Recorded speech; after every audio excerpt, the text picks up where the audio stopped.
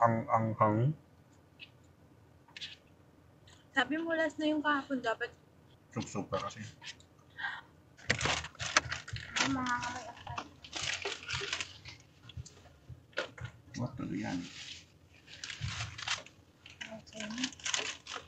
Magkano yung ano?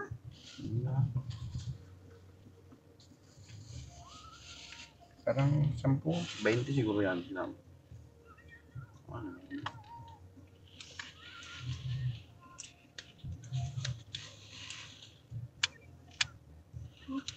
Baby, 19 yan. Nagbasay. Ano mo? Isang kilo. Chicken eto. Ano po? Beef ba yan? Ito chicken.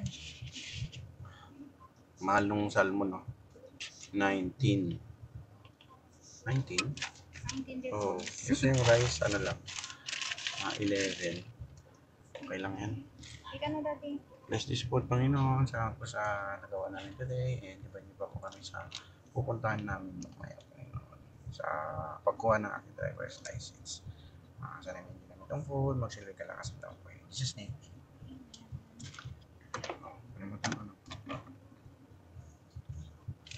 Ano mo itong Napakamahal. 10 dirhams. O 9 lang. Chicken. Ayan na. So, ganito yung ginagawa namin para makatikim kami ng mga putahe. So, yun na yung chicken. Hatiin natin. Contact? Ha? Sabi hindi mo nga. Sa kanila. Baka sa akin lang.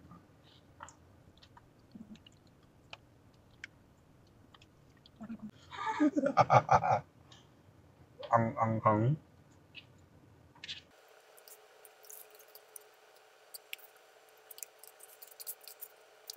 Parang mas i-crave ko pa J. Almandi na rice kaysa basketo eh. Naganghang.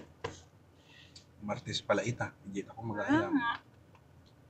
Ikaw, yung kain dito. Sabi mo last na yung kahapon, dapat yung kumain tayo sa ano. Sabi mo, kain na naman. Hello. Tapos kumain na naman ako ng ayun matamis. Sugsug ka kasi. Ba't hindi mo ako pinigilan? Tawag dito.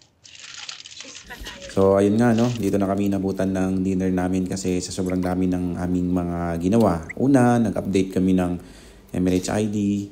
Tapos pangalawa, nakuha din kami nung license ko sa driving.